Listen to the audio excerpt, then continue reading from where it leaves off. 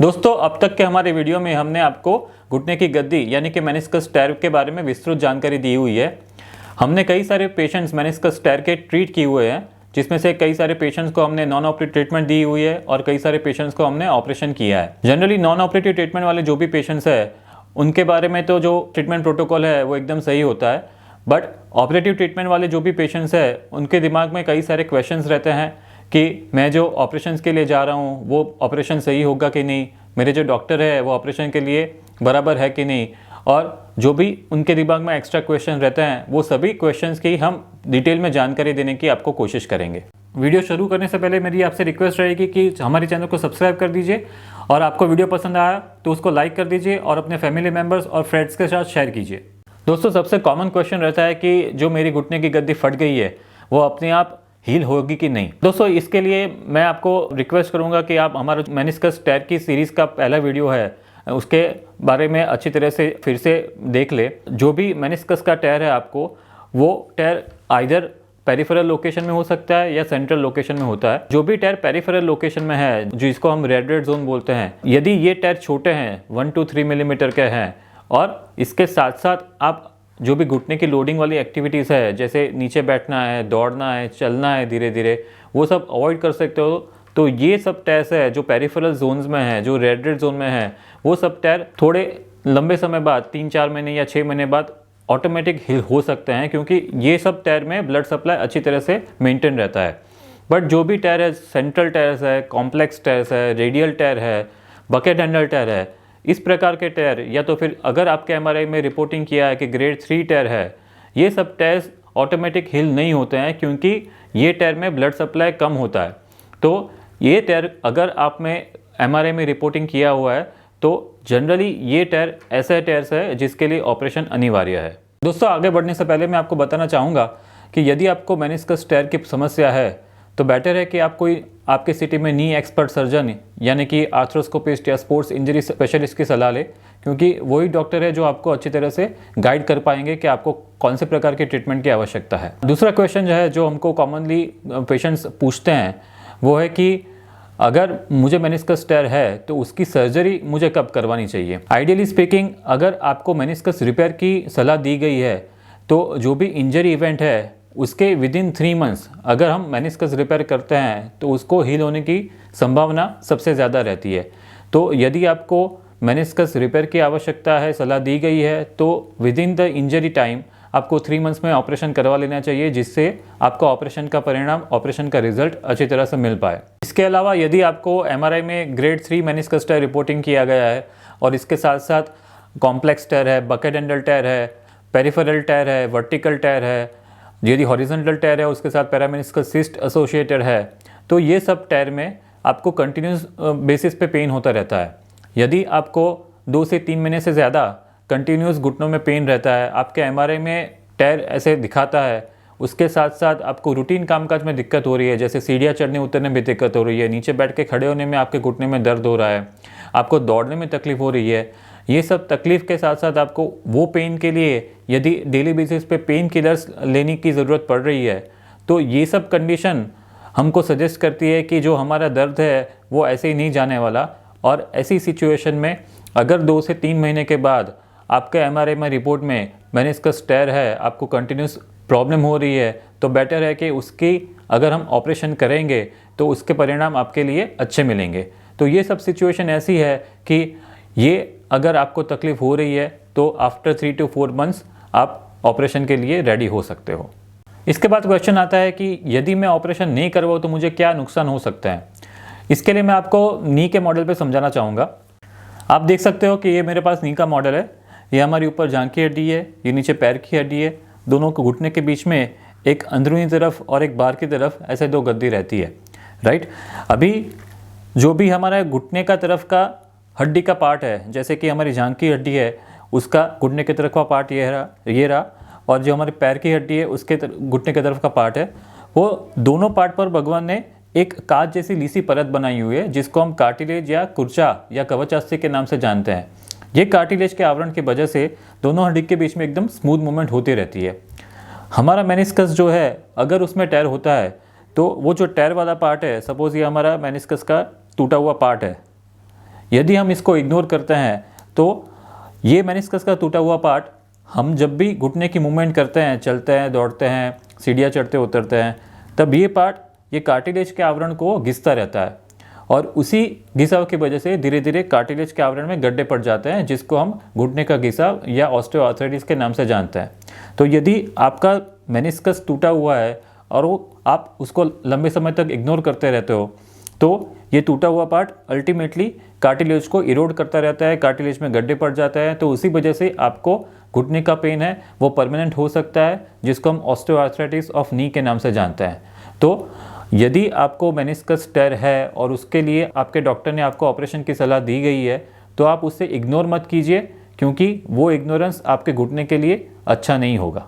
दोस्तों, फिर सवाल आता है कि ये मेनिस्कस की सर्जरी है वो कितनी बड़ी है। तो मैंने जैसे आपको बताया कि आजकल जैसे पेट में अपेंडिक्स है, गॉल ब्लैडर है, उसके ऑपरेशन दूरबीन से हो सकते हैं, छोटे छोटे छिद्र में से हो सकता है। ऐसे ही आजकल के ज़माने में ये जो मेनिस्कस की जो सर्जरी है वो दूरबीन से पॉसिबल है, जिसको हम आर्थ्रोस्कोपिक नी सर्जरी के नाम से जानते हैं। ये केवल 2 ही इंसिजन में 4 to 5 मिलीमीटर के इंसिजन में हो जाती है। आपके घुटने के आसपास 2 छिद्र लगते हैं, जिसमें से एक छिद्र में से हमारा दूरबीन जाता है और दूसरे छिद्र में से हमारे इंस्ट्रूमेंट जाते हैं, जिसको हम जो मेनिस्कस का पार्ट है उसको यदि रिपेयर करता है या तो उसको एक्सरसाइज करता है।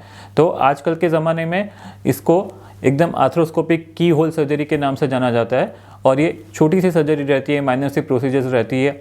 जनरली अगर मेनिस्कस आपको एक्सरसाइज करना है, जिसको हम मेनिसेक्टमी के ऑपरेशन के नाम से जानते हैं, वो 10-15 मिनट का काम रहता है और यदि उसको रिपेयर करना होता है तो ज़्यादा से ज़्यादा 30-35 मिनट का काम रहता है। तो ये छोटी सी सर्जरी है, इससे घबराए नहीं। और इससे जो की होल सर्जरी है उसमें ब्लड लॉस भी नहीं होता। आपका ऑपरेशन के लिए, ऑपरेशन के बाद रिकवरी का पीरियड भी बहुत कम हो जाता है। साथ साथ में आपका हॉस्पिटल का स्टे भी ज़्यादा से ज़्यादा 1 या 2 दिन का रहता है। तो बहुत बड़ी सर्जरी नहीं है, इससे आप घबराइए नहीं। दोस्तों, फिर सवाल आता है कि ऑपरेशन के लिए कौन सा एनेस्थीसिया या बेहोशी का इंजेक्शन दिया जाएगा। जनरली इसके लिए हमारे पास 2 ऑप्शन रहते हैं। पहला तो एक स्पाइनल एनेस्थीसिया बोलते हैं, जिसको हम रीजनल एनेस्थीसिया के नाम से जानते हैं, और दूसरा है जनरल एनेस्थीसिया।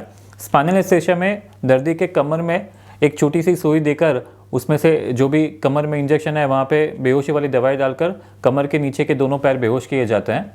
ये सबसे सेफेस्ट एनेस्थीसिया है अगर हम स्पाइनल एनेस्थीसिया की बात करें तो, जिसमें कमर के नीचे दर्दी के दोनों पैर बेहोश हो जाते हैं और करीबन 3 से 4 घंटे तक वो पैर बेहोश रहता है। इसके दौरान हमारा 1 से 2 घंटे का जो भी ऑपरेशन का टाइम है, पूरा प्रिपरेशन के लेकर, ऑपरेशन से लेकर, ड्रेसिंग से लेकर पेशेंट को ऑपरेशन थिएटर से बाहर लाने का, उसके बाद दर्दी को 2 से 3 घंटे पेन रिलीफ पे रहता है। ऑपरेशन से ज़्यादा कुछ पेन नहीं होता है। तो इसके दौरान भी हमारे हार्ट है, लंग्स है वगैरह दर्दी के कंट्रोल में ही रहते हैं, अपने आप कंट्रोल में रहते हैं। तो एक स्पाइनल एनेस्थीसिया एकदम सेफ एनेस्थीसिया है और ज़्यादातर ऑपरेशन के लिए हम स्पाइनल एनेस्थीसिया का यूज़ करते हैं। और दूसरा है जनरल एनेस्थीसिया। जनरल एनेस्थीसिया में दर्दी को इंजेक्शन देकर पूरा बेहोश किया जाता है। इसमें दर्दी का हार्ट है, लंग्स है वगैरह वो दर्दी के कंट्रोल में नहीं रहते, वो एनेस्थेटिस्ट या मशीन के कंट्रोल में रहते हैं। और जैसे ही ऑपरेशन ख़त्म हो जाता है उसके बाद उसका रिवर्सल लाते हैं और धीरे धीरे वो मशीन से या एनेस्थेटिस्ट से दर्दी अपने कंट्रोल में करता है। तो जनरल एनेस्थीसिया स्पाइनल एनेस्थीसिया के कंपैरिजन में थोड़ा रिस्की रहता है। हालांकि ऑपरेशन से पहले हम दर्दी के सब रिपोर्ट्स करके चेक करते हैं कि ऑपरेशन के लिए दर्दी का बॉडी फिट है कि नहीं। तो ये सब चीज़ें चेक करके जनरली हम डिसाइड करते हैं कि दर्दी को कौन सा एनेस्थीसिया सेफ रहेगा, स्पाइनल एनेस्थीसिया या जनरल एनेस्थीसिया। फिर कई लोगों के मन में क्वेश्चन ये आता है कि यदि उनको वो मेनिस्कस निकालने का, पार्शियल मेनिसेक्टमी का ऑपरेशन का ऑप्शन दिया है, तो उसकी जगह पे नया गद्दी का पोर्शन आएगा कि नहीं। तो नहीं दोस्तों, जनरली जितना भी पार्ट हमारा लॉस है वो लॉस हो जाता है। जितना भी टाउन पोर्शन है वो हम उसको निकाल देते हैं। जो भी 2 हड्डी के बीच में हमारा मेनिस्कस गद्दी का जो पोर्शन है, दोनों हड्डी के बीच में कैच हो रहा है, वो हम निकाल देते हैं। और वो पोर्शन निकालने के बाद नया पोर्शन जनरली नहीं आता है, क्योंकि वो पॉसिबल नहीं है। तो जो पोर्शन हमारा लॉस है वो लॉस है, उसके लिए हम दूसरी कोई जगह से कंपनसेट नहीं कर सकते। फिर क्वेश्चन आता है कि ऑपरेशन के बाद की रिकवरी कैसी रहेगी। इसमें जो भी ऑपरेशन होता है यानी कि आर्थ्रोस्कोपिक पार्शियल मेनिसेक्टमी, जिसमें मेनिस्कस का पार्ट निकाल देते हैं और दूसरा है मेनिस्कस का रिपेयर, वो दोनों में ऑपरेशन के बाद का प्रोटोकॉल अलग अलग रहता है। पहले हम बात करते हैं कि जो भी हम मेनिस्कस का पार्ट निकाल देते हैं उसके बाद क्या प्रोटोकॉल रहता है। यदि हम मेनिसेक्टमी का ऑपरेशन परफॉर्म करते हैं तो ऑपरेशन के दूसरे दिन से ही दर्दी रूटीन एक्टिविटीज़ जैसे घर में चलना है, उठना है, बैठना है वगैरह परफॉर्म कर सकते हैं, वॉशरूम जाना है वगैरह परफॉर्म कर सकते हैं। लेकिन जनरली ये ऑपरेशन के बाद हम नी लोडिंग एक्टिविटीज़ दर्दी को अवॉइड करने की सलाह देते हैं, जैसे नीचे बैठ के खड़े होने की प्रक्रिया है, सीढ़ियाँ चढ़ने उतरने की प्रक्रिया है, रनिंग, जंपिंग, जॉगिंग। ये सब एक्टिविटीज़ में घुटने पे बहुत लोड आता है, क्योंकि हमारा मेनिस्कस का पार्ट निकल गया है, दोनों हड्डी के बीच में जो कुशन है वो कुशन कम हो गया है। तो घुटने की सेहत के लिए यदि आप नी लोडिंग एक्टिविटीज़ अवॉइड करोगे तो वो उसके लिए अच्छा है। तो मेनिसेक्टमी के बाद दूसरे दिन से दर्दी घूम फिर सकता है, लेकिन लाइफ लॉन्ग यदि नी लोडिंग एक्टिविटीज़ कम करे तो वो दर्दी के घुटने की सेहत के लिए अच्छा होता है। दूसरा ऑप्शन जो है आर्थ्रोस्कोपिक मेनिस्कस रिपेयर, उसके बाद का भी जो रिकवरी प्रोटोकॉल है वो अलग अलग टायर के लिए अलग अलग रहता है। ये 1 से 1.5 महीने में हम दर्दी को अगर घर में घूमना फिरना हो तो उसमें वॉकर के सहारे अच्छे वाले पैर पर वजन लेकर लंगड़ी से चलने की सलाह देते हैं। यदि आप ऑपरेशन वाले पैर पे वज़न रखोगे तो हो सकता है कि जो 4 to 6 वीक्स का हीलिंग पीरियड है वो हीलिंग पीरियड में वो हील ना हो सके और फिर ऑपरेशन फेल जाए। तो ये आपको ध्यान रखना है कि यदि मेनिस्कस रिपेयर किया गया है तो इनिशियली 1 से 1.5 महीने तक आपको ऑपरेशन वाले पैर पे वज़न रख के चलना नहीं है। उसके बाद भी वो पीरियड के बाद भी इनिशियल 2 वीक्स के लिए हम एक नी ब्रेस, जैसे नी का पट्टा आता है, वो पट्टे के साथ दर्दी को 50% वेट बेयर करके चलने की सलाह देते हैं, और वो 2 वीक्स का समय ख़त्म होने के बाद दर्दी को पैर पे पूरा वजन लेने की सलाह देते हैं।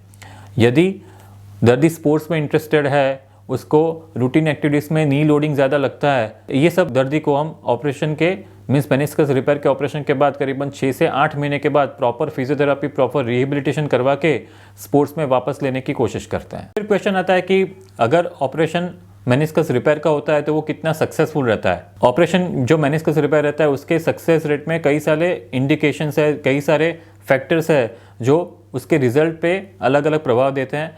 जैसे मैंने आपको बताया कि यदि आपकी एज 35 या 40 ईयर्स से कम है तो उसमें हीलिंग पोटेंशियल अच्छा रहता है। यदि आपका टायर बाहर की बाजू यानी कि पेरिफेरल जोन में है, रेड जोन में है, तो उसमें हीलिंग पोटेंशियल अच्छा रहता है। यदि आपका बकेट हैंडल टायर है, यदि आपके सर्जरी है जो मेनिस्कस रिपेयर की वो लिगामेंट सर्जरी से कंबाइंड है तो उसमें हीलिंग पोटेंशियल ज़्यादा रहता है। यदि आपके घुटने में और कोई इंजरी नहीं है, जैसे घुटने के अंदरूनी कार्टिलेज की परत वगैरह सब नॉर्मल है, आपका घुटने का या लेग का अलाइनमेंट नॉर्मल है, तो ये सब चीज़ें ध्यान में रखनी होती है कि वो सब फैक्टर्स दर्दी के जो रिपेयर है आउटकम में वो इम्पैक्ट करते हैं। जनरली स्पीकिंग जो भी हम ऑपरेशंस करते हैं मेनिस्कस रिपेयर के, उसमें आउट ऑफ 100 ऑपरेशंस 80 to 85% में सक्सेस रेट हीलिंग का अच्छा रहता है। हो सकता है कि 15 से 20% लोगों में वो मेनिस्कस रिपेयर ना हो या हील ना हो। यदि वो हील नहीं होता है तो दर्दी को कंटिन्यूस पेन घुटने के अंदर रहता है, और सेकंड स्टेज सर्जरी जिसमें मेनिस्कस निकालने का ऑपरेशन है वो करवाने की ज़रूरत पड़ सकती है। तो ये आपको समझना ज़रूरी है कि मेनिस्कस रिपेयर सर्जरी 100% सक्सेसफुल नहीं होती है। Meniscus repair surgery 75 to 85% patients में सक्सेसफुल रहती है। बाकी सब पेशेंट्स में हो सकता है उनको पेन कंटिन्यूस रहे ऑपरेशन के बाद, मेनिस्कस हील ना हो, क्योंकि वो हीलिंग हमारे कंट्रोल में नहीं है। हमारे कंट्रोल में खाली रिपेयर का आता है। अगर वो हीलिंग नहीं होता है तो दर्दी को कंटिन्यूस पेन रहता है, और उसी पेन की वजह से उनको सेकंड स्टेज सर्जरी ज़रूरत पड़ सकती है, जिस स्टेज में जो हमारा मेनिस्कस हील नहीं हुआ है उतना पार्ट हमको निकालने की आवश्यकता रहती है। तो ये बात थी कि मेनिस्कस रिपेयर की सक्सेस रेट कितनी रहती है। दोस्तों, यदि आपको मेनिस्कस टेयर के बारे में और कोई क्वेश्चन है और कोई जानकारी आप लेना चाहते हैं तो हमें कमेंट बॉक्स में प्लीज़ लिखिए और आपके व्यूज़ दीजिए। Stay tune for more videos. Stay fit, stay healthy. Thank you.